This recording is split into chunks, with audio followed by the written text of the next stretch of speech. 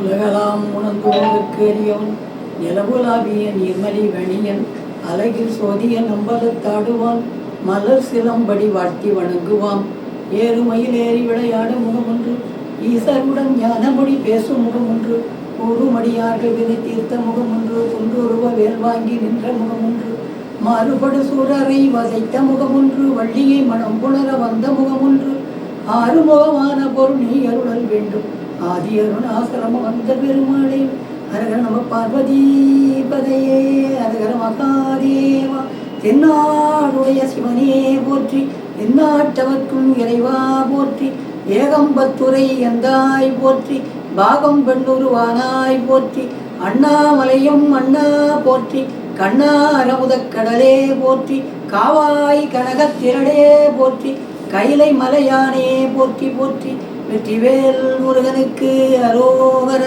அருட்பெரும் ஜோதி அருட்பெரும் ஜோதி தனிப்பெரும் கருணை அருட்பெரும் ஜோதி வெற்றிவேல் முருகனுக்கு அரோகர.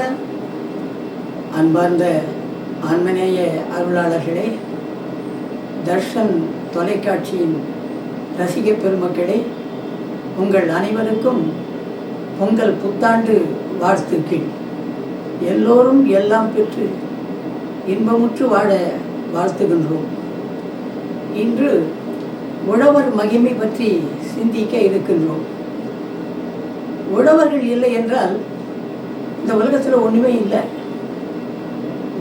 உழவர்கள் தான் நமக்கு உணவளிக்கிறார்கள். சோறு போடுகிறவர்களே அவர்கள் தான்.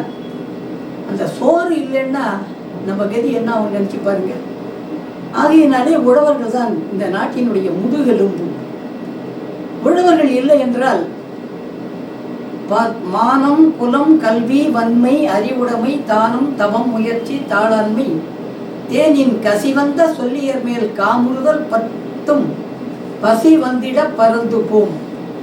உழவர்கள் இல்லை என்றால் இந்த 10ம் பறந்து போகுமா. பசி வந்துட்டா இந்த 10ம் பறந்து போகுமா. இந்த 10ம் பறக்காம இருக்கிறதுக்கு பசியை போக்குவதற்கு உறுதுணையாக இருந்து உதவுபவர்கள் உழவர்கள்.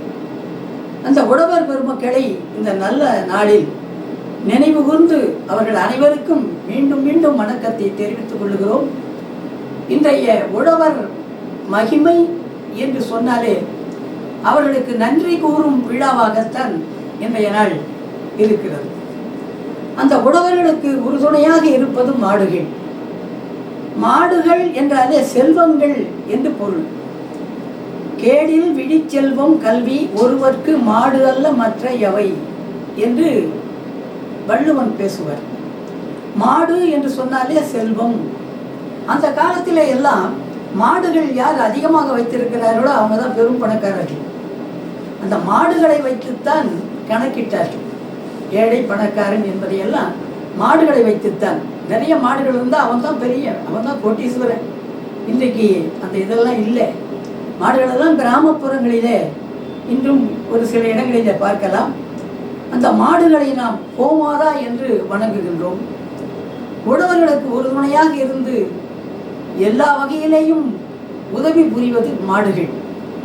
நம்ம சாதாரணமாக கூட சொல்லுவோம், மாடா உழைச்சி ஓடா போயிட்டம்பா என்று சொல்லுவோம். அப்படி இந்த மாடுகள் நமக்கு பெரிதும் துணை புரிகின்றன. அது மட்டுமல்ல, காலையில் எழுந்த உடனே தேநீர், அதுக்கு உதவுவது பால் தான். தாய்ப்பாலுக்கு நிகராக, ஏன் அதற்கு மேலும் உயர்வளிப்பது பால் தான். தாய்மார்கள் பால் கொடுப்பதற்கு கூட இப்பொழுது கொஞ்சம் வெட்கப்படுகிறார்கள், பயப்படுகிறார்கள். ஏன் அழகு குறைஞ்சி போயிடுமா. அதனாலே மாடுகள் தான் தாயாக இருந்து நம்ம எல்லாம் காப்பாற்றுகிறது. மணிவாசக பெருமான் ரொம்ப அழகா சொல்லுவார், பால் நினைந்தூட்டும் தாயினும் சால பரிந்து நீ பாவியனுடைய ஊனினை உருக்கி உள்ளொளி பெருக்கி உலப்பிலா ஆனந்தமாய தேனினை சொரிந்து புறம் புறம் தெரிந்த எம் செல்வமே சிவபெருமானே, யான் உன்னை தொடர்ந்து சிக்கென பிடித்தேன், எங்கெழுந்து அருளுவது இனியே என்பார் நம்முடைய மணிவாசக பெருமான். அந்த பால் என்கின்ற அந்த ஒரு சொல் அற்புதமான சொல். பால் போல் உள்ளம் என்பார்கள். வெள்ளை உள்ளத்துக்கு அந்த பால் என்பதை எடுத்து காட்டுவார்கள். அப்படி இந்த உழவர்களுக்கு பயன்படுவது அந்த மாடுகள். அந்த மாடுகள் இந்த செல்வத்தை தருகிறது. ஆனிடத்து ஐந்தும் என்பார். இறைவனுக்கு அபிஷேகமாக உதவுவது பால். பால் அபிஷேகம் மற்றும் நெய் அபிஷேகம். சாமியே சரணம் ஐயப்பா நெய்யப்பா அதெல்லாம் சொல்றோம் இல்லையா? அந்த நெய் அபிஷேக பிரியனுக்கு நெய்யை உதவுவது மாடுகள். ஆகையினாலே நமக்கு அந்த சாணம் போடுகிறதே, அது விஷக்கிருமிகளை எல்லாம் கொல்லுகின்ற ஒரு அற்புதமான மருந்து அந்த சாணம். அதனால்தான் அந்த காலத்தில் விடியற் காலையில எழுந்து தெருவிலே சாணம் தெளிப்பார்கள். இப்பொழுதெல்லாம் அதெல்லாம் எங்கே போயிடுச்சு? காலம்லாம் மாறி போச்சு. வெறும் தண்ணீர் தெளித்தாலே பெரிய விஷயம். இப்பெல்லாம் எழுந்துக்கிறதே 8 மணி ஆகுது. எங்கே வெடிகாலம் எழுந்து தானி தெளிக்கிறது, கோலம் போடுறது.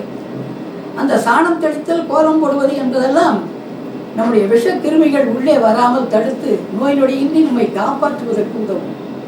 மாடுகள் இந்த வகையிலே, மாட்டு சாணி இந்த வகையிலே நமக்கு உதவுகிறது. மகாகவி பாரதி சொல்லுகின்ற போது ரொம்ப அற்புதமா சொல்லுவார். உழவுக்கும் தொழிலுக்கும் வந்தனை செய்வோம், வீணில் உண்டு கழித்திருப்போரை நிந்தனை செய்வோம் என்று பாடுவார். அவர் பாடலிலே நமக்கு ஒரு உண்மை புரிகிறது என்று சொன்னால், உழவு தொழில் எத்துடைய சிறப்புடையது என்பதை மிக அற்புதமாக எடுத்து காட்டுவார். ஊருக்கு உணவளிப்பவன் மட்டுமல்ல, உலகத்துக்கே உணவளிப்பவன் உழவர் பெருமக்கள்.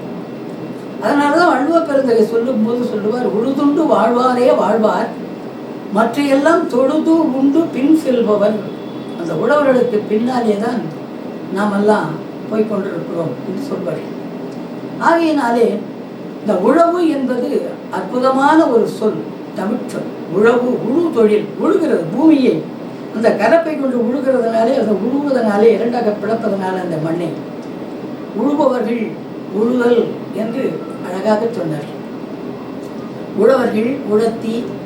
நீங்கள் அந்த காலத்தில் பார்த்தீங்கன்னா விடியற் காலையில் வீட்டை விட்டு வெளியே தோப்புக்கா அந்த வயல்வெளிக்கு அப்படி போனோம்னா ஏற்றம் இறைப்பார்கள். மேலே ஒரு ஆள் நிற்பான், கீழே ஒரு ஆள் தண்ணியை அடிச்சுட்டே இருப்பாங்க. அப்படிப்பட்ட ஒரு அற்புதமான பாடல் பாடிக்கொண்டே இருப்பார்கள். அதையெல்லாம் காது குளிர கேட்டு ரொம்ப அற்புதமா ஆனந்தமா சந்தோஷப்படுவோம். இப்படிப்பட்ட நாட்கள் எல்லாம் இப்பொழுது அந்த உழவு தொழிலே குறைந்து போய்விட்டது. காரணம், உழுபவர் கணக்கு பார்த்தால் உழக்கும் மிஞ்சாது என்பார்கள். பாவம், ராவும் பகலும் கண் துஞ்சாது உழைக்கிறான். ஆனால் அவனுடைய நிலைமையை நாம் எண்ணி பார்த்தால் வருத்தத்துக்குரியதாக இருக்கிறது. அவனால் வாங்கிய கடனை எல்லாம் திரும்ப கட்ட முடியவில்லை. அரசாங்கமும் அதற்கு அவனுக்கு ஆதரவாக இல்லை. எவ்வளவோ போராடி பார்த்தார்கள் தன்னுடைய கடனை எல்லாம் தள்ளுபடி செய்வார்கள் என்று. அதனாலே எத்தனையோ குடும்பங்கள் தற்கொலைக்கு முயன்று மாண்டு போனார்கள். பெரிய வருத்தமாக இருக்கிறது. உழவர்கள் என்று சொன்னாலே இந்த நாட்டின் முதுகெலும்பாக இருந்து உழைக்கின்ற அந்த அற்புதமான மனிதர்கள் இல்லையே இன்றைக்கு உணவு கிடைப்பதே அரிதாகி போய்விடும். அதில் வேற குறுக்க 8 வழிச்சாலை 6 வழிச்சாலைன்னு ஏதோ ஒரு சில இருக்கிற நிலங்களை கூட பாழ்படுத்துகிறார்கள். அவர்கள் போராடுகிறார்கள். ஆகையினாலே இந்த உழவர் பெருமக்களுடைய உன்னதமான மேன்மையை நாம் உணர வேண்டும் என்பதற்காகத்தான் இப்படிப்பட்ட நாட்களை நமக்கு வகுத்து கொடுத்திருக்கிறார்கள் முன்னோர்கள். மாட்டுப் பொங்கல் என்று சொன்னார்கள். கிராமங்களில் போனோம்னா ரொம்ப அற்புதமாக இருக்கும். இந்த மணி யோசை, மாடுகளுக்கெல்லாம் குளிப்பாட்டி அதுக்கெல்லாம் பொட்டிட்டு பூவிட்டு மஞ்சள் பூசி குங்குமம் விட்டு இந்த மணியெல்லாம் கட்டுவாங்க. ஜல் ஜல் ஜல் என்று அந்த கிராம வீதிகளில் உலா வரும் மாடுகள் ரொம்ப அழகாக இருக்கும் பார்க்குறதுக்கு. கிராமிய இந்த மனம் வீசும் பாருங்க, ரொம்ப அழகாக இருக்கும். மாலை நேரத்தில் அந்த ஒரு இடத்துல ஒரு கோவில் முன்னால் இந்த மாடுகளை எல்லாம் நிற்க வைப்பாங்க. மாட்டு வண்டிகள் எல்லாம் இருக்கும். சின்ன குழந்தைகளெல்லாம் அந்த மாட்டு வண்டியில் ஏறிக்கிட்டு பொங்கலோ பொங்கல், பொங்கலோ பொங்கல், பொங்கலோ பொங்கல் என்று இந்த தெருவெல்லாம் சுற்றி வருவார்கள். நான் கூட இப்போ சின்ன வயசில் இந்த வண்டியில் போயிருக்கிறேன். அது ஒரு அற்புதமான நிகழ்வுகள். அதையெல்லாம் இப்போ பார்க்க முடியல. எவ்வளவோ தொலைந்து போனது. கிராமிய கலைகள் இதெல்லாம் ரொம்ப அரிதாகிவிட்டது. அந்த அரிதாகி போய்விடக்கூடாது என்பதற்காகத்தான் நம்முடைய இளைஞர் பெருமக்கள் எல்லாம் ஒன்று கூடி ஜல்லிக்கட்டு என்ற ஒரு அற்புதமான ஒரு பண்டிகையை நமக்கு உண்டாக்கி தந்தார்கள். எவ்வளவு வீரம் பொருந்திய காளைகள்! அப்பெல்லாம் பொண்ணு கேட்க போனால் அவங்க வீட்டில் இருக்கிற காளையை அடக்கணுமா, காளையை அடக்கினாதான் பொண்ணு கொடுப்பாங்களாம். இப்போ அந்த மாதிரிலாம் வச்சாங்கன்னா இப்போ இருக்கிற பொண்ணுங்களுக்கெல்லாம் கல்யாணமே ஆகாது. யாரும் போய் காளையை அடக்க முடியும்? இப்போ நினச்சி பாருங்க, அந்த காலத்தில் காளையை அடக்கினா தான் பொண்ணு. அதுதான் அவங்களுக்கு வச்ச ஒரு விதி. அதை அடக்கிட்டு வாப்பா, உனக்கு பொண்ணு கொடுக்குறேன்ப்பா. காளையை அடக்கன்னா இந்த காளைக்கு திருமணமாகும். இப்படியெல்லாம் ஒரு பழங்காலத்திலே கிராமிய விளையாட்டுகள், பண்பாடுகள் ரொம்ப அற்புதமாக இருந்தது. எல்லாவற்றையும் இழந்து ஏதோ ஒரு எந்திரமயமான வாழ்க்கையை நாம் வாழ்ந்து கொண்டிருக்கிறோம். அந்த உழவு தொழிலை பற்றி திரைப்பாடல்கள் நிறைய பாடியிருக்கிறாங்க. கடவுள் என்னும் முதலாளி, கண்டெடுத்த தொழிலாளி, விவசாயி விவசாயி என்று பாடுவார்கள். அது மட்டுமல்ல, மணப்பாறை மாடு கட்டி, மாயவரம் ஏறு பூட்டி, வயக்காட்டில் உழுது போடு செல்லக்கண்ணு என்றெல்லாம் இந்த கிராமிய பாடல்கள் கேட்பதற்கு ரொம்ப இனிமையாக இருக்கும்.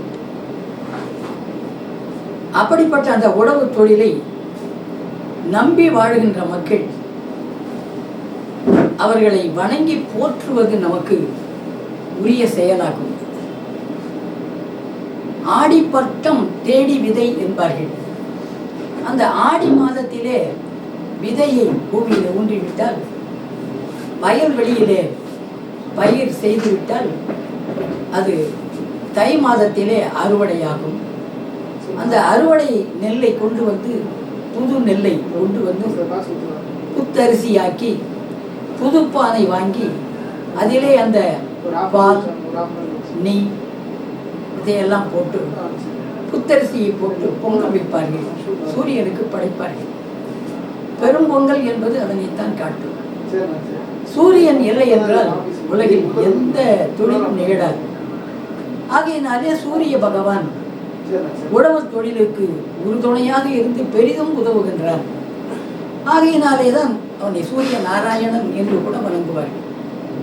காலையிலே எழுந்ததும் சூரிய நமஸ்காரம் என்று ஒன்று செய்வார்கள். இப்படி காலையிலே அந்த உதய சூரியன் உதிக்கின்ற போது நம்ம கொஞ்ச நேரம் அந்த சூரியனை பார்த்து கொண்டிருந்தால் கண்கள் தெளிவாக பார்வை தெரியும் என்று சூரிய நமஸ்காரம் என்று ஒன்று வைத்தார்கள். ஆகையினாலே தான் போகி பண்டிகை முதல் நாளிலே வைத்து மனதிலே இருக்கின்ற பொறாமை எண்ணங்களை எல்லாம், தீயவற்றை எல்லாம் விட்டு கொடுத்து போக்கி தூய்மை அடைந்து மறுநாள் சூரிய நாராயணனாக இருக்கின்ற சூரியனுக்கு பொங்கலிட்டு படைப்பார்கள். மறுநாள் மாட்டு பொங்கல். இந்த மாடு என்பது நம்மோடு வாழ்க்கையிலே பின்னி பிணைந்த ஒன்று. மாடு இல்லாமல் எந்த செயலும் நிகழாமல் இருந்த காலம் அந்த காலம். இப்பெல்லாம் மாடுகளே இல்லை. ஏதோ ஒரு சில கிராமங்களிலே இன்றும் இருக்கிறது. அந்த ஆடிப்பட்டம் தேடி விதை என்று சொன்னார்களே, அந்த ஆடி மாதத்திலே விதைத்த நெல்லைத்தான் தை மாதத்திலே அறுவடையாக்கி கொண்டு உழவர் பெருமக்கள் நாம் எல்லாம் மாட்டு பொங்கல் என்று, பொங்கலோ பொங்கல் என்று கொண்டாடுகிறோம். இந்த மாட்டுக்கெல்லாம் மாலை போட்டு, இன்றைக்கு அற்புதமான ஒரு நல்ல நாள். இந்த மாடுகளுக்கெல்லாம் ஒரு கொண்டாட்டம். இன்றைக்கு மட்டும் அந்த மாட்டை அடிக்க மாட்டான், ஒரு நாள் மட்டும் அதுக்கு சந்தோஷமாக இருக்கும். ஐயோ பாவப்பட்டு போட்டோம் என்று சொல்லுவார்கள். இன்னைக்கு அதை தெய்வமாக போற்றுவார்கள். என்றைக்குமே அதை போற்ற வேண்டும். அதனால்தான் நம்முடைய இந்து சமயத்திலே மாடுகளை கோமாதா என்று தெய்வமாகவே வணங்கி வழிபட்டார். 33 தேவர்களும் அந்த மாட்டில் உறைவதாக நம்முடைய புராணங்கள் எல்லாம் எடுத்து கூறும். ஆகையினாலே பசியை போக்குகின்ற அந்த உழு தொழிலுக்கு உதவுவது நம்முடைய மாடுகள் தான். அதனால்தான் இன்றைக்கு உழவர் தினமாக கொண்டாடுகிறார்கள். அந்த உழவரை பற்றி மிக பெருமையாக ஒரு அதிகாரமே பாடுவார்கள். ஐயன் திருவள்ளுவர் ஒரு அதிகாரமே 10 குறட்பாக்கில் இந்த உழவர்களுக்காகவே அற்புதமாக பாடியிருக்கிறார். சுழன்றும் ஏற்பின்னது உலகம். இந்த உலகம் யார் பின்னாலே போய்கொண்டிருக்கிறது என்று சொன்னால், உழவர்களுக்கு பின்னாலே இந்த உலகம் போய்கொண்டிருக்கிறது என்று சொல்கிறார். உலக நாடுகளிலே எங்கு பார்த்தாலும் உழவு தொழிலின் சிறப்பாக செய்து கொண்டிருக்கிறார்கள். ஒவ்வொரு நாட்டுக்கும் அந்த உணவுப் பொருளை ஏற்றுமதி செய்து தானியங்களை எல்லாம் ஏற்றுமதி இறக்குமதி எல்லாம் நிகழ்ந்து கொண்டிருக்கிறது. இந்த அற்புதமான உழவர்களுக்கு மரியாதை செலுத்துகின்ற ஒரு அற்புதமான விழாதான் இன்றைய உழவர் மகிமை என்று சிந்தித்தோம். ஏரோட்டம் நின்று போனால் உங்கள் காரோட்டம் என்னவாகும் என்பது ஒரு பாடல். உண்மையிலேயே அதுதானே. உழவர்கள் உழைத்து இரவும் பகலுமாக பாடுபட்டு அவர்கள் நமக்கு உணவளிப்பதால்தான் நாம் இயங்கிக் கொண்டிருக்கிறோம். உலக இயக்கமே இந்த உழுதொழிலின் அடிப்படையிலே தான். உணவு இல்லையே நம்மால் என்ன செய்ய முடியும்? நவதானியங்கள், காய்கறிகள், என்னென்னவோ உண்ணுகின்ற உணவுப் பொருள்கள் அத்துணையையும் நமக்கு அளிப்பவன் உழவர் பெருமக்கள் தான். அந்த உழவர் பெருமக்களாலே தான் இந்த உலகம் இயங்கிக் கொண்டிருக்கிறது. உலக தேருக்கு அச்சாணியாக இருப்பது உழவு தொழில் என்று பேசுவார்கள். உழுவார் உலகத்தாருக்கு ஆணி என்று ஐயன் திருவள்ளுவர் ரொம்ப அழகாக சொல்லுவார். நிலத்தை வைத்துக்கொண்டு உணவுக்கு இயங்குகிறார்கள் என்று சொன்னால், அந்த நிலம் என்னும் நல்லால் நகும். சிரிப்பாளாம் அந்த நிலம் நம்மளை பார்த்து. என்னப்பா நான் இருக்கிறேன், என்னை ஏர் உழுது நீர் பாய்ச்சி விதை போட்டு எல்லாம் செய்வீர்களேயானால் நான் அனைத்தையும் உனக்கு தருவேனே, ஏன் என் நிலத்தை வைத்துக்கொண்டு இப்படி சும்மா கிடைக்கிறியே என்று அந்த நிலம் என்னும் நல்லால் நகும் என்று பேசுவார். உழவு தொழில் என்பது மிக அற்புதமான ஒன்றாக உலகை இயக்கிக் கொண்டிருக்கிறது. இன்றைய நாளில் கிராமத்து பக்கம் சென்றால் அற்புதமாக இருக்கும் இந்த மாடுபிடி சண்டை. மகாபாரதத்தில் கூட மாடுபிடி சண்டை என்று கூட ஒன்று வரும் நிகழ்வு.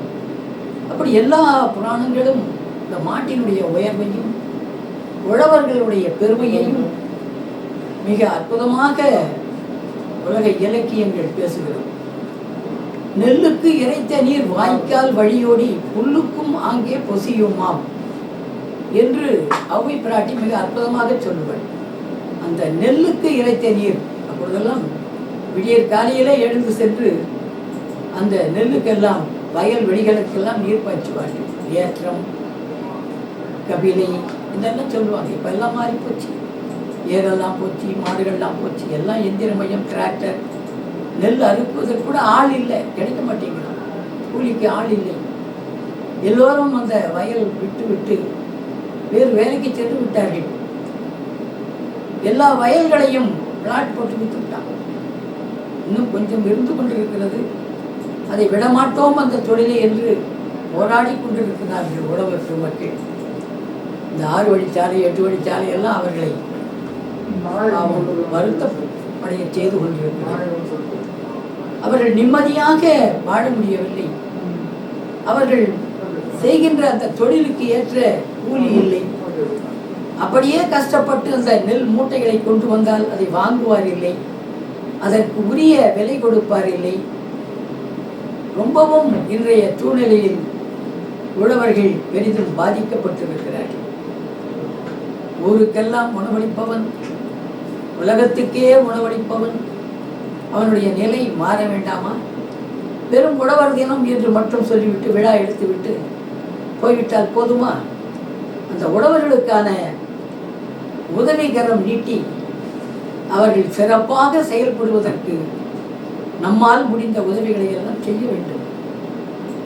இன்று போய் பாருங்க, கிராமத்து பக்கம் இந்த மாடுகளுக்கெல்லாம் இந்த கும்ப சீவி வண்ணமெல்லாம் விட்டு மாலையெல்லாம் போட்டு இந்த இளம் சிறார்கள் ரொம்ப அற்புதமாக அந்த மாடுகளோடு ஜெல் ஜெல் என்று உலா வருவார்கள். பார்ப்பதற்கு கண்கொள்ளா காட்சியாக இருக்கும். இந்த மாடுகள் ஊர்வலமாக செல்வது, அப்பெல்லாம் ஊரா மாடு என்று ஒன்று இருக்கும் கிராமங்களில். ஒவ்வொரு வீடுகளிலேயும் இருக்கின்ற மாடுகளை எல்லாம் ஓட்டி சென்று ஊருக்கு புறத்தை சென்று விட்டு வருவார்கள். அந்த மாடுகளை எல்லாம் மேய்ப்பதற்கு ஒருவர் வருவார். அவருக்கு காலை மாலை ஒவ்வொரு வீட்டிலேயும் உணவளிப்பார்கள், கூலி கொடுப்பார்கள். இப்படியெல்லாம் ஊரா மாடு என்று சொல்வார்கள். இதுதான் ஆயர்பாடியிலே கோகுலத்திலே கிருஷ்ண பகவான் மாடுகளை எல்லாம் மேய்த்தார் என்று சொல்வார்கள். ஆயர்பாடி குன்றெடுத்து கன்றுகளை மாடுகளை காத்தார் எம்பெருமான் என்றெல்லாம் பேசுவார்கள். இதெல்லாம் அந்த காலத்திலே உழவர்களுடைய பெருமையை, மாடுகளுடைய பெருமையையும் நம்மால் உணர முடிகிறது. ஒன்றும் இல்லை, வள்ளுவ பெருமானுடைய மனைவி வாசுகி நாள்தோறும் உணவளிக்கும் போது என்ன பண்ணுவாங்களாம், ஒரு கொட்டாங்கச்சியில் கொஞ்சம் தண்ணி வச்சு பக்கத்தில் ஒரு ஊசி வைப்பாங்களாம். அது எதுக்கு அவர் கேட்குறாருன்னு தெரியல. அவர் கேட்டால் இந்த அம்மா அப்படியே கொடுத்துருவாங்க. ஏன் எதுக்குன்னு கேட்கவே மாட்டாங்க, எந்த கேள்வியும் கேட்க மாட்டாங்க. எதுக்குங்க கொட்டாங்கச்சியில் தண்ணி வைக்க சொல்கிறீங்க, பக்கத்தில் ஊசி ஒன்று வைக்கிறீங்களா, இது எதுக்குன்னே தெரியலையே அப்படின்னு அந்த அம்மா கேட்காதையே காலத்தை விட்டாங்க. அந்த அம்மாவுக்கு மரணம் வந்து விட்டது. மரணப்படுக்கையில் கிடக்கிறார்கள். ஆனால் உயிர் போகவில்லை, கொஞ்சம் நினைவோடு இருக்கிறார்கள். பக்கத்திலே சென்று வள்ளுவ பெருந்தகை வாசுகியை பார்த்து, அம்மா, ஏதோ உன் நெஞ்சத்திலே கேட்க வேண்டும் என்று தோன்றுகிறது, என்னம்மா அது கேட்கு என்று சொல்லுகிறார். அப்பொழுது அந்த அம்மா சொல்லுவாங்க, என்னை மணந்து கொண்டு இன்று வரையில் சீரோடும் சிறப்போடும் என்னை வாழ்வித்துக் கொண்டிருந்தீர்கள், ஒரு குறையும் இல்லை எனக்கு. ஆனால் ஒன்றே ஒன்று, உங்களுக்கு உணவளிக்கும் போது ஒரு கொட்டாங்கச்சியில் தண்ணீரும் ஊசியை வைக்க சொல்லுவீங்க, அது எதுக்குன்னு நான் கேட்கணும்னு நினைச்சேன். இருந்தாலும் பெண்டிற்கு அழகியது பேசாது இருத்தல் கேட்கக்கூடாதே அப்படின்னு சொல்லி நான் அமைதியாக போயிடுவேன். அது ஒன்றை மட்டும்தான் என்னுடைய நெஞ்சத்திலே, அது எதுக்கு வைக்க சொன்னாருன்னு என்னுடைய நெஞ்சத்திலே நேரடி கொண்டிருக்கிறது. அது எதுக்காக அதை வைக்க சொன்னீங்க என்று அப்போ கேட்பாங்க. அதற்கு அவர் சொல்லுவார், வாசுகி, வேறு ஒன்றும் இல்லை, நீ சாதம் பரிமாறுகின்ற போது சோறு சிந்தாமல் சிதறாமல் நடு இலையில உணவளிக்கணும். இப்பொழுதெல்லாம் பார்த்தால், சாப்பிடுகின்ற இடத்தை பார்த்தால் பார்க்கவே முடியாது, நிறைய சோறுகள் சிந்தி இருக்கும்.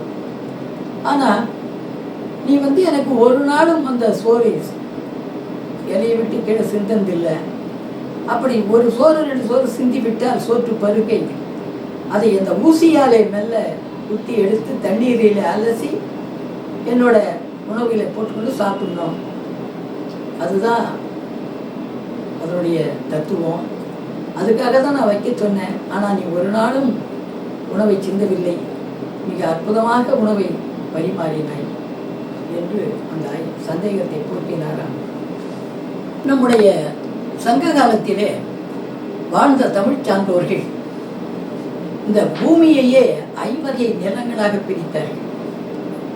குறிஞ்சி, முல்லை, மருதம், நெய்தல், பாலை என பிரித்தார்கள்.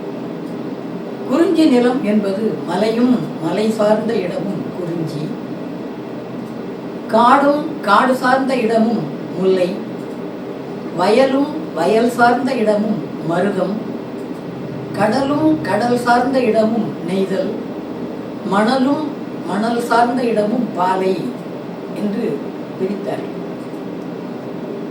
இந்த 4 வகை நிலங்களும் தன்னுடைய செழுமையை இழந்து சீர்கெட்டு போனால் அதுதான் பாலை என்பார்கள். பாலை என்று தனியாக குறிப்பதற்கு கூட ஒரு சிலர் விரும்பவில்லை. ஏனென்றால் அந்த 4 குறிஞ்சி, முல்லை, மருதம், நெய்தல் என்று சொல்லக்கூடிய அந்த 4ம் முறைமையில் திரிந்து பாலை என்பது படிவும் கொள்ளும் என்பது தொல்காப்பியம். அப்படிப்பட்ட அந்த 4 வகை நிலத்திலே நானிலம் என்பது கூட அதனால் தான் வந்தது. குறிஞ்சி, முல்லை, மருதம், நெய்தல் 4 நிலம், நானிலம் என்று சொன்னார்கள். அந்த மருத நிலம் என்பதுதான் உழவர்களுக்கு இருப்பிடமாக, புகலிடமாக, வாழ்வாதாரமாக விளங்கிற்று இந்த மருத நிலம். உழவு தொழில் செய்வதற்கு உகந்த இடமாக அந்த மருதம் விளங்கிற்று. கம்பராமாயணத்திலே இந்த மருத நிலத்தை பற்றி ரொம்ப அழகா சொல்லுவார் கம்பன். கம்பராமாயணத்திலே ஒரு அற்புதமான பாடல் மருத நிலத்தை பற்றி அழகாக பாடுவார் கம்பன். தண்டலை மயில்கள் ஆட, தாமரை விளக்கம் தாங்க, கொண்டல்கள் முழவின் இயங்க, குவளை கண் பிடித்து நோக்க, தெண்டீரை எடினை காட்ட, தேம்பிழி மகரையாழின் வண்டுகள் இனிது பாட, மருதம் விற்று இருக்குமாதோ. அடடா, என்ன அற்புதம்! கம்பன் விட்டு கட்டுத்தறியும் கவி பாடும் என்பார்களே, அது இதுதானோ? இந்த மருத நிலத்தை இப்படி கண் முன்னாலேயே கொண்டு வந்து நிறுத்தி விடுவார் கம்பன். அத்தகைய மருத நிலத்தைத்தான் உழவர்கள் தனது இருப்பிடமாக ஆக்கி கொண்டு உழுதொழிலை மிகச் சிறப்பாக செய்தார்கள். உலகம் போற்றுகின்ற அளவிலே உலகத்துக்கெல்லாம் உணவளிப்பவன் அந்த உழுதொழில் செய்த விவசாயி. அப்பொழுதெல்லாம் நீங்கள் மதுரை மாநகரிலே பற்றி கிராமிய பாடல் ஒன்று, மாடு கட்டி போரடித்தால் மாளாது சென்னல் என்று யானை கட்டி போரடிக்கும் அழகான தென்மதுரை என்பார்கள். அப்பொழுதெல்லாம் மாடு இந்த நெற்கதிர்களை எல்லாம் அறுத்து தூற்றி நெல் மூட்டையாக்கிவிட்டு அந்த தாழ்போர் என்று சொல்வார்கள், அதையெல்லாம் விரித்து அதன் மேல மாடுகளை வரிசையாக கட்டி ஓட்டி அடிப்பார்கள் அப்பொழுதெல்லாம். ஆனால் மதுரை மாநகரத்திலே யானையை கட்டி போரடிப்பார்களாம். எப்படிப்பட்ட விவசாயம், எப்படியெல்லாம் இந்த உலகத்திலே மிக சீரோடும் சிறப்போடும் ஒரு காலத்திலே இருந்து இருக்கிறது. இப்பொழுதெல்லாம் கொஞ்சம் குறைந்து வந்து விட்டது, எல்லாம் போயிடுச்சு. ஆள் கிடைக்கல, உழுதொழிலுக்கு வரல, உழவர்கள் வைத்து நிலத்தை வைத்துக் கொண்டு என்ன செய்வார்கள்? ஒரு சிலர் நீர் வளம் மிக்க பூமியாக இருந்தால் அதை சமாளித்துக் கொண்டு எப்படியோ இன்றும் அந்த விவசாயத்தை கைவிடாமல் உயிருக்கு உயிராக நேசித்து வாழ்ந்து கொண்டிருக்கிறார்கள். அப்படிப்பட்ட உழவர்களைத்தான் மதிக்கின்ற வகையிலே, மரியாதை செய்கின்ற வகையிலே, போற்றுகின்ற வகையிலே உழவர் தினம் என்று இன்று அரசு கொண்டாடி கொண்டிருக்கிறது. இன்றைய நாளை வள்ளுவர் தினமாகவும் கொண்டாடுகிறது. இந்த வள்ளுவர் உழவர்களை பற்றி மிகச் சிறப்பாக பாடியிருக்கிறார்.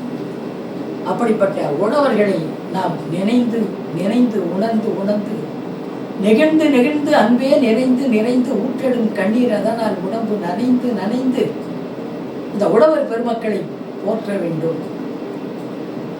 இன்றைய நாள் அவர்களுக்கு நன்றி தெரிவிக்கும் விழாவாக அமைந்திருக்கிறது என்று சொன்னால் அது மிகையாக. என் நன்றி கொன்றார்க்கும் உய்வுண்டாம்,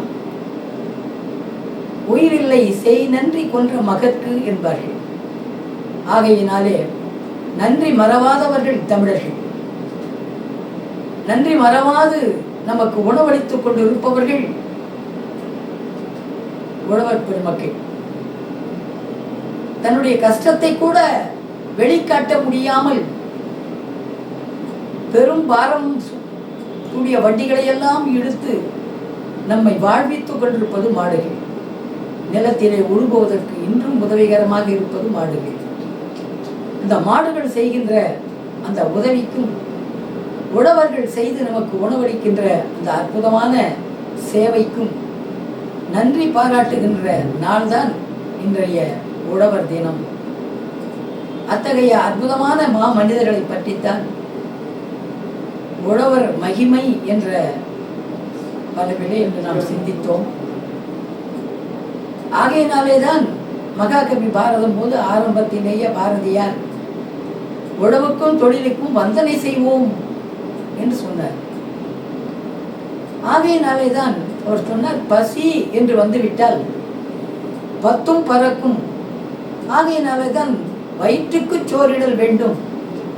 இங்கு வாழும் மனிதருக்கெல்லாம் பயிற்றி பல கல்வி தந்து இந்த பாறை உயர்த்திட வேண்டும் என்று சொன்னார். நம்ம கர்ம வீரர் காமராசர் அவர்கள் அற்புதமான நல்லாட்சியை தந்த பெருமகனார். அவர் காரில் போயிட்டே இருக்காரு. அங்கே மாடுகள் மேய்த்துக் கொண்டிருக்கின்ற சிறுவர்களை பார்க்கிறார். டக்குன்னு அந்த காரை நிறுத்த சொல்லி அந்த குழந்தைகள்லாம் கூப்பிடுறார், இங்க வாங்கப்பா, நீங்க எல்லாம் வாங்க, ஏன் நீங்கள்லாம் பள்ளிக்கூடம் போகாமல் மாடு மேய்ச்சிக்கிட்டு இருக்கீங்களே அப்படின்னு அந்த குழந்தைங்க பிள்ளைங்க கேட்குறாங்க. அதுக்கு நம்முடைய காமராசர் என்ன சொன்னார் தெரியுமா? அப்போது சோறு இல்லாமல் தான் பசிக்காகத்தான் நீங்கள் பள்ளிக்கூடம் போகலையா? சோறு போட்டால் போவீங்களா அப்படின்னு கேட்குறாரு. கண்டிப்பாக போவோம் அப்படின்னு சொல்கிறாங்க பிள்ளைங்க. உடனடியாக அப்போவே தன்னோட உடன் இருந்த நேர்முக உதவியாளரை அழைத்து உரிய பகுதியில் சென்று அவர்களுக்கு மதிய உணவுக்கு ஏற்பாடு செய்ய வேண்டும் என்று முதல் சத்துணவு திட்டத்தை கொண்டு வந்தவர் நம்முடைய மரியாதைக்கும் பெருமைக்கும் உரிய நெஞ்சில் என்றோம் நீங்காமல் எதை பிடித்துக் கொண்டிருக்கின்ற அற்புதமான அந்த கர்ம வீரர் காமராசர் தான் நினைவுக்கு கொண்டு வருகிறோம். அவர் தான் இதை தொடங்கினார். பசி என்ற ஒன்றை ஆற்றினார். அந்த பசியை போக்குவதற்கு உறுதுணையாக இருப்பவர்கள் உழவர்கள் தானே, அவர்களுக்கு உறுதுணையாக இருப்பது மாடுகள் தானே. ஆகையினாலே தான் பசி என்ற ஒன்றை போக்க வேண்டும் என்பதற்காக வயிற்றுக்கு சோறிடல் வேண்டும், இங்கு வாழும் மனிதருக்கெல்லாம் பயிற்சி பல கல்வி தந்து இந்த பாதை உயர்த்திட வேண்டும். முதல்ல சாப்பாட்டை போடு, பசியை தீர். அண்ணல் மகாத்மா காந்தி அவர்கள் கூட சொல்லுவார், பசியோடு இருப்பவனுக்கு பகவத்கீதையை சொல்லாதே, பசியை ஆற்றிவிட்டு பிறகு பகவத்கீதையை உபதேசம் செய் என்று அண்ணல் மகாத்மா காந்தி அவர்கள் சொல்வார், தேசத்தந்தை. ஆகையினாலே இந்த உணவு தொழிலுடைய மேன்மையை புராணங்களும் சரி, சங்க இலக்கியங்களும் சரி, கவிஞர் பெருமக்களும் சரி பாடாதவர்களே இல்லை, அவர்களை நாடாதவர்களே இல்லை. தனி ஒருவனுக்கு உணவில்லை எனில் ஜகத்தினை அழித்திடுவோம் என்றார் மகாகவி. அந்த பசியினுடைய கொடுமை, பசியினாலே வாடினார், வறுமையில துடித்தார். அவங்க மனைவி செல்லம்மாள் கொஞ்சம் முரத்தில் கொஞ்சம் பிடி அரிசி கொண்டு வந்து சாதம் வடிப்பதற்காக அந்த முரத்தில் வச்சுட்டு போவாங்களாம். திரும்பி வந்து பார்க்கும்போது முரத்தில் அரிசி இருக்காதான். உடனே கேட்பாங்க, என்னங்க அரிசி கொண்டு வந்தனே, அது என்ன பண்ணீங்க? அந்த குருவிகளுக்கெல்லாம் பறவைகளுக்கெல்லாம் வாரி இறைத்து விட்டேன் அப்படின்பாரு. இந்த பசியினுடைய அருமையை உணர்ந்தவர் நம்முடைய மகாகவி பாரதி. அப்படி தனக்கு உணவில்லை என்றால் கூட பறவைகளுக்கும் குருவிகளுக்கும் உணவளித்தவர் மகாகவி பாரதி. தன் வீட்டிலே வடிக்க இருந்த அரிசியை கூடி வாரி வெய்யெல்லாம் இறைச்சிடுவார். அவ்வளவு கருணை அந்த பறவைகள் மேல. இந்த பசியினுடைய துடிப்பு தான், வேறொன்றும் இல்லை. ஆகையினாலே நம்முடைய புரட்சி தலைவர் எம்ஜிஆர் அவர்கள் கூட இந்த சத்துணவு திட்டத்தை விரிவாக்கி பெரிதுபட அதை போற்றினார்கள், வளர்த்தார்கள். பசியோடு அவர்கள் அனுபவித்தார்கள். அதையெல்லாம் தன்னுடைய வாழ்நாட்கள் நினைத்து பார்க்கிறார்கள். நினைத்து பார்த்து இந்த பசி என்ற பிணியை போக்க வேண்டும் என்று சங்க காலத்தில கூட பசிப்பிணி மருத்துவம் என்று கூட இருந்திருக்கிறார்கள் வள்ளல் பெருமக்கள். அதனுடைய தாக்கம்தான் இன்று எங்கு பார்த்தாலும் அன்னதானம் செய்து கொண்டிருக்கிறார்கள், செய்கின்றோம். அடியார் பெருமக்கள் எல்லாம், நாயன்மார்கள் எல்லாம் நாள்தோறும் தனக்கு உணவு இருக்கிறதோ இல்லையோ சிவனடியார்களை வரவழைத்து தேடி சென்று அழைத்து வந்து உணவளிப்பார்கள். அப்படிப்பட்ட அருமைக்கும் பெருமைக்கும் உரியவர்கள் உழவர் பெருமக்கள். உழவர் பெருமக்கள் தான் இந்த உலகை இயக்கிக் கொண்டிருக்கின்ற, உணவளித்து வாழ்த்தி கொண்டிருக்கின்ற, உலகையே வாழ்வித்துக் கொண்டிருக்கின்ற வாழ்வாதாரமாக விளங்குபவர்கள் உழவர் பெருமக்கள். முதுகுத்தண்டு ஆக ஒரு மனிதனுக்கு எவ்வளவு முக்கியமோ அந்த அளவிலே நாட்டுக்கும் உழவர் பெருமக்கள் உதவிகரமாக இருந்து உணவளித்துக் கொண்டிருக்கின்ற வள்ளல் பெருமக்கள். வாங்க குடம் நிறைக்கும் வள்ளல் பெரும் பசுக்கள் என்று அம்மையார் ஆண்டாள் பேசுவார்கள். ஆகையினாலே நீங்காத செல்வம் நிறைந்தேலோர் எம்பாவாய் என்று முடிப்பார்கள். ஆகையினாலே இந்த உழவுக்கும் தொழிலுக்கும் வந்தனை செய்து உழவர் பெருமக்களை இந்த நல்ல நாளில் இணைந்து அவர்களுக்கு உறுதுணையாக இருந்து நன்றியோடு நாம் இருக்க வேண்டும் என்பதற்குத்தான், செய் நன்றி மறவாமல் இருக்க வேண்டும் என்பதற்காகத்தான் இப்படிப்பட்ட நாட்களை நாம் கொண்டாடி கொண்டிருக்கின்றோம். வாழ்க உழவர் பெருமக்கள், வாழ்க அவர்களுக்கு உறுதுணையாக இருந்து உதவுகின்ற மாடு என்கின்ற செல்வங்கள் என்று சொல்லி உழவர் மகிமை பற்றி நாம் சிந்திப்போம். உழவர் பெருமக்களை வந்திப்போம். நிறைவு செய்கிறேன். உருவாய் அருவாய் உளதாய் இலதாய் மறுவாய் மலராய் மணியாய் மொழியாய் கருவாய் உயிராய் கதியாய் விதியாய் உருவாய் வருவாய் அருள்வாய் புகனே.